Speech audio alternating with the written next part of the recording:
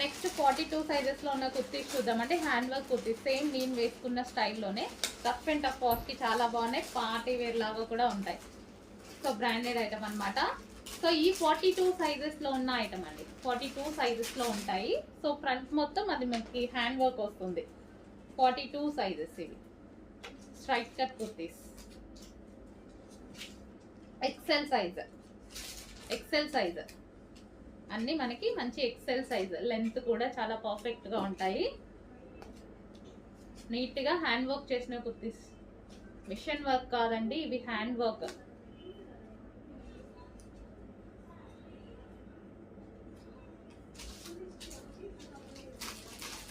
So ఇవి వచ్చేసి అన్ని ఎక్సెల్ సైజెస్లో ఉంటాయి.